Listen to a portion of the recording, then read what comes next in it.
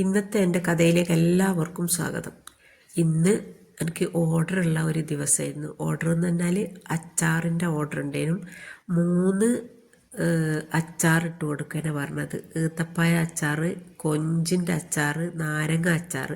കൊഞ്ചിനല്ല ചോദിച്ചത്, കല്ലുമ്മക്കായ്ക്കാണ് ചോദിച്ചത്. പക്ഷേങ്കിൽ കല്ലുമ്മക്കായ് ഇല്ലാത്തത് കൊണ്ട് കൊഞ്ചിൽ അഡ്ജസ്റ്റ് ചെയ്തതാണ്.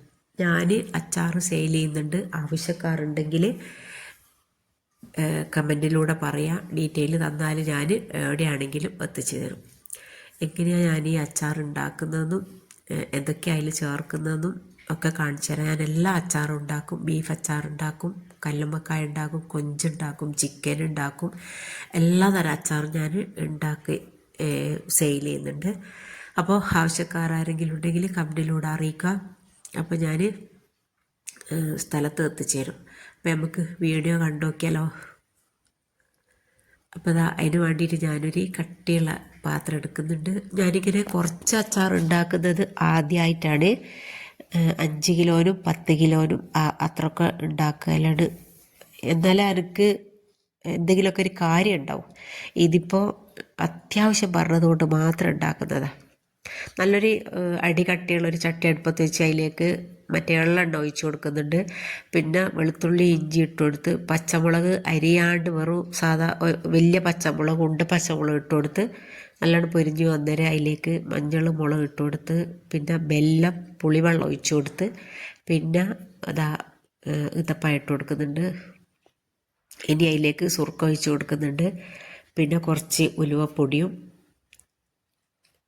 കായത്തിൻ്റെ പൊടിയും, കായം പൊടിയല്ല, കായത്തിൻ്റെ കട്ടയാണ്, അതും ഇട്ട് കൊടുത്ത്, ഉപ്പും ഇട്ട് കൊടുത്ത്, പിന്നെ എണ്ണയിൽ കറിവേപ്പില ഇട്ട് കൊടുത്ത് കേട്ടോ, പറയാൻ വിട്ടുപോയി. അങ്ങനെ ആ ഒരു അച്ചാർ ഇവിടെ റെഡി ആയിട്ടുണ്ട്.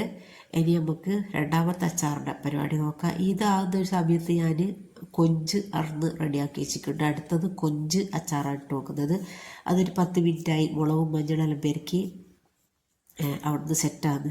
ഇത് നല്ലോണം ഒന്ന് തിളച്ച് വന്ന് എണ്ണ ചൂടായതിന് ശേഷം ഓഫാക്കിയിട്ട് പൊടികളെല്ലാം ഉണ്ട്. പൊടികളിട്ട് റെഡിയായാൽ അടുത്തത് പിന്നെ തീ കത്തിക്കാവും, അല്ലെങ്കിൽ മുളക് പൊടി കരിഞ്ഞു പോകും. അങ്ങനെ അത് ഒരു പാത്രത്തിലേക്ക് ഒഴിച്ച് വെച്ച് രണ്ടാമത്തെ ചട്ടി വെച്ച് അതിലേക്ക് ഞാൻ കൊഞ്ചിട്ട് കൊടുക്കുന്നുണ്ട്. കൊഞ്ച് നല്ലോണം പൊരിഞ്ഞ് വന്നാൽ അത് കോരി വെച്ചിട്ട് അതിലും സെയിം മസാല തന്നെയാണ് ഇട്ട് കൊടുക്കേണ്ടത്. ഞാൻ അച്ചാർ കൂട്ടലുമില്ല, അച്ചാർ സെയിൽ ചെയ്യലുമില്ല, അച്ചാർ ഉണ്ടാക്കലുമില്ല, അങ്ങനത്തെ ഒരു വ്യക്തിയാണ്.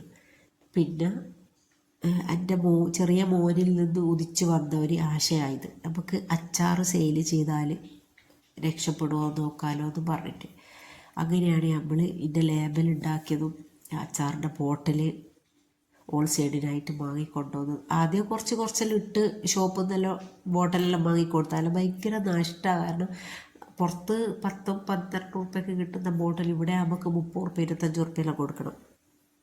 അപ്പോൾ ശരിക്കും ഇതിൻ്റെ സുർക്കേൻ്റെ അളവെത്രയാണോ മുളകിൻ്റെ അളവെത്രയാണോ ഒന്നും എനിക്ക് ഒരു വശവും ഇല്ല. അങ്ങനത്തെ ഞാനിന്ന് അത്യാവശ്യം സെയിൽ ചെയ്യുന്നുണ്ട്. ഓൺലൈനായിട്ട് ഇതുവരെ സെയിൽ ചെയ്തിട്ടില്ല, ഓഫ്ലൈനായിട്ട് സെയിൽ ചെയ്തിട്ടുള്ളൂ. പിന്നെ ഇതാ കൊഞ്ച് പൊരിച്ച് വെച്ചിട്ടുണ്ട്. അതിനേക്കും വെളുത്തുള്ളി ഇഞ്ചി അതിലിട്ട് കൊടുത്ത്, പിന്നെ ഇതാ മുളക് പൊടി മഞ്ഞൾപ്പൊടി. ഇതിൽ ഞാൻ കുറച്ച് മുളക് പൊടി ഇട്ടിക്കണം, കാരണം മറ്റേ ഈത്തപ്പായ അച്ചാറിൽ നല്ലോണം മുളക് പൊടി ഇട്ടിക്ക്. അത് ഈത്തപ്പയാണ്, അതിലുള്ള എരിവ് ഇങ്ങനെ ഈത്തപ്പയത്തിലേക്ക് ഇറങ്ങി ഒരു 2-3 ദിവസം കഴിയുമ്പോഴത്തേക്ക് നല്ല ഒരു സെറ്റാവും.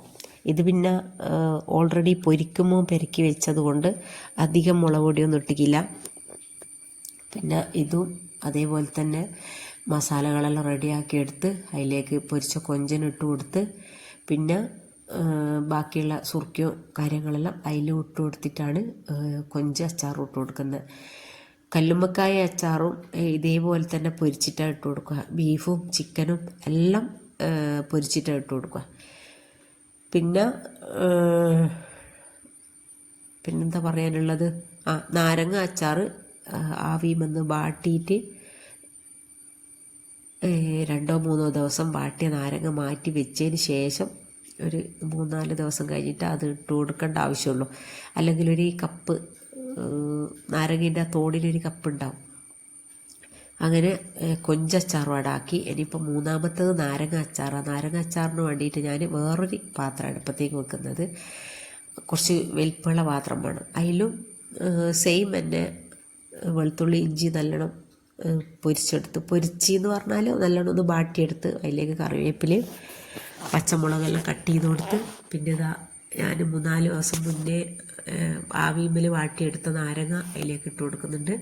പിന്നെ സുർക്കയും മുളകും മഞ്ഞളും എല്ലാം കൂടെ ഇട്ട് കൊടുത്ത്, പിന്നെ ഈ പറഞ്ഞ കായപ്പൊടിയും മറ്റേ ഉലുവാപ്പൊടിയും കൂടെ ഇട്ട് കൊടുക്കുന്നുണ്ട്. പിന്നെ ഇതിൽ ഞാൻ കുറച്ച് പഞ്ചസാര ഇട്ട് കൊടുക്കുന്നുണ്ട്. ഈത്തപ്പഴവും നാരങ്ങയും അച്ചാറിടും, നാരങ്ങയും പഞ്ചസാരയും കൂടെ ഇട്ടിട്ടുള്ള അച്ചാറിടും. ഇതും നല്ലൊരു മധുരം കിട്ടും. അതിന് വേണ്ടിയിട്ടാണ് പഞ്ചസാര ഇടുന്നത്. അല്ലെങ്കിൽ പിന്നെ കുറേ ദിവസം ഇങ്ങനെ ഉപ്പിലിട്ട് വെച്ച് കഴിഞ്ഞാൽ ആ കപ്പ് അങ്ങ് പോയി കിട്ടും. പിന്നെ അച്ചാറിടണം. ഇതിവർക്ക് തിരക്കായത് കൊണ്ടാണ് ഞാൻ പെട്ടെന്ന് തന്നെ എല്ലാം ചെയ്ത് കൊടുക്കുന്നത്. അപ്പോൾ അച്ചാറെല്ലാം ഇവിടെ ആയി. ലാബിൽ ഒട്ടിച്ചിട്ടൊരു ഉള്ള ആ ഒരു വീഡിയോയിൽ പിടിക്കാൻ പറ്റിയില്ല, എല്ലാം പെട്ടെന്നായിരുന്നു. അപ്പോൾ എൻ്റെ മോള് വന്നിട്ട് എൻ്റെ അടുത്ത് പറഞ്ഞു, ഉമ്മ ഞാനൊന്ന് നോക്കി നോക്കട്ടെ, ഞാനിങ്ങനെ ചട്ടിയിൽ നിന്ന് പോരുന്നതിലൊരു വീഡിയോ കിട്ടുമോ നോക്കാലോ. അങ്ങനെ ഓള് ചട്ടിയിൽ നിന്ന് ഇളക്കുന്നതും ഓളെ കയ്യിലേക്ക് കൊടുക്കുന്നതും ഒക്കെ എല്ലാം ഭയങ്കര ഇഷ്ടമാണ് കാണുന്നത്. അങ്ങനെ അച്ചാറെല്ലാം ഇവിടെ റെഡിയാക്കി കൊടുക്കുന്നുണ്ട്.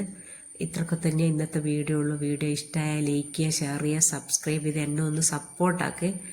പിന്നെ അതേപോലെ തന്നെ അച്ചാർ വേണമെങ്കിൽ ഡീറ്റെയിൽ അഡ്രസ്സ് പറഞ്ഞു തന്നാൽ ഞാൻ അച്ചാർ എവിടെ ആണെങ്കിലും എത്തിച്ചേരും. അപ്പോൾ ഇൻഷാ അല്ലാഹ് അടുത്തൊരു വീഡിയോ ആയിട്ട് വീണ്ടും